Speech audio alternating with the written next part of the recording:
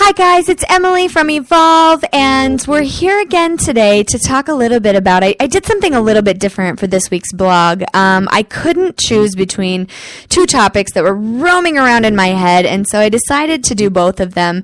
The first one is on parenting, and so I actually interviewed one of my clients and her son. So the interview, if you're a parent and you really, you want to hear somebody else's struggles, you want to hear from the perspective of 11-year-old and some of the questions that I asked them, click below on the blog to listen to the interview with the mom and her son.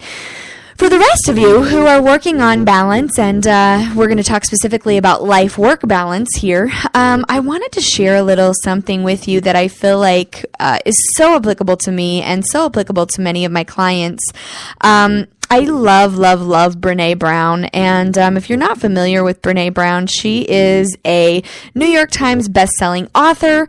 The book that I am specifically going to read you a little piece from is called The Gifts of Imperfection, and I think that I love the idea of imperfection. We get so wrapped up into, what people think of us and this idea of being so perfect for everyone that I think we get really, really far from who we are and what we're really doing here. And so I wanted to just read something to you from her book called The Gifts of Imperfection. Let go of who you think you're supposed to be and embrace who you are. Your guide to a wholehearted life. And so this is in one of the chapters called Cultivating Authenticity, letting go of what people think. Often people attempt to live their lives backwards. They try to have more things, more money in order to do more of what they want so that they will be happier. The way that it actually works is the reverse. You must first be who you really are, then do what you really need to do in order to have what you want. And I think, for those of you who have been in the personal growth and development field or been on that journey for quite some time, you may know the be, do, have kind of, tripod or trifecta, some of the greats call it. I just think that it's such a great reminder, of the things that we need to do. And I think I have fallen victim to this, the living my life in reverse, having more things or more money. And then, I'm just not happier in that way. So I think that to be who you are first, then do what you really need to do and get what you really want to have. So that's a quest that I have really been on, especially in the last 5 months, 6 months or so. For those of you who have followed me and know that I took my business called Revenue Canvas and I rebranded to Evolve. So for me, Evolve was more than just a name. It was really an evolution of me personally and my coaching business and who I am as a coach, who I am as a person, and what I'm really striving to do in the world and how I want to make a difference in my life and in other people's lives. And so I just thought that was actually a quote from Margaret Young, and but it's in Brené Brown's book, and I really just thought it was so applicable to kind of what we're talking about here and how imperfection is something that is so wonderful. I heard another woman call it wabi sabi. She actually wrote a book called Wabi Sabi Love. Wabi sabi is a Chinese, this is the way that I interpret it, is a Chinese or Japanese, one of the two, ancient thing where, for example, they focus on the broken or cracked pieces of one's life or let's see, an example that she gives is there's this vase that has a crack down it. And so instead of, putting it off to the side and not allowing people to see it, they put it on display and they actually shine a light right on the crack, right on the part that's broken, and embrace those imperfections.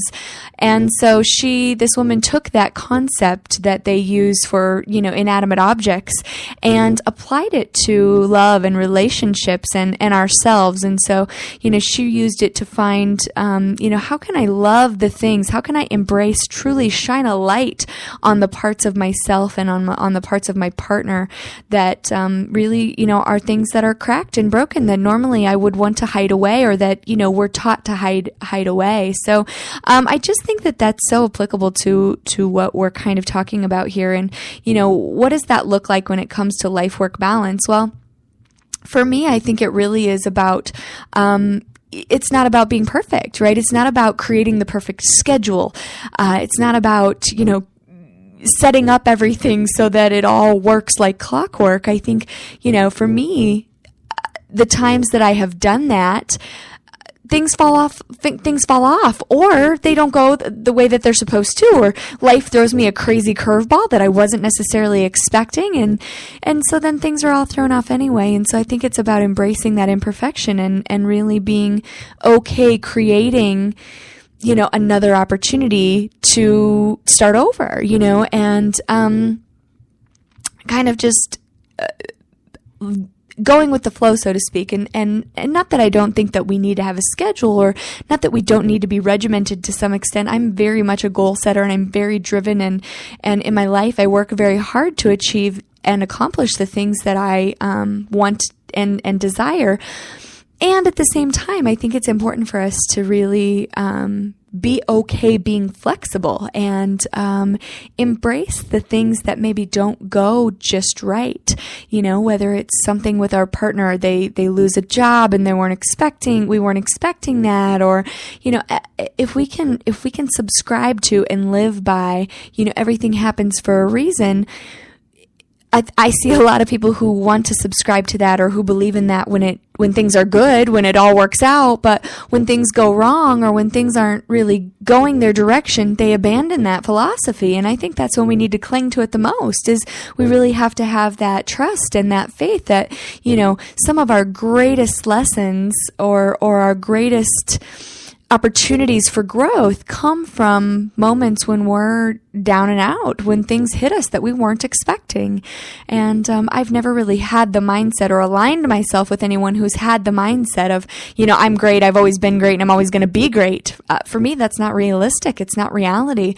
I'm very much, and that's why I choose to be transparent and share my life story and the things that I'm up against with my own children, with my own life, with my own partners, so that other people can feel like they're not alone on an island all by themselves. So anyway, embrace your imperfection today. That truly is the purpose of my message and the blog today. So I hope that you guys enjoyed this, and I look forward to seeing you next week and kind of delving into this whole topic of kind of life, work, and balance, and how that relates to what we're trying to accomplish and where we're trying to go. So hopefully you guys enjoyed this today. Please connect with me on any of the social media forums that you prefer, and leave comments, feedback, any kind of sharing is wonderful. I think we can all learn from each other in different ways and take something away. So please feel free to comment or ask questions if you have them. Have a wonderful day today, and I look forward to seeing you soon. Have a great day. Bye-bye.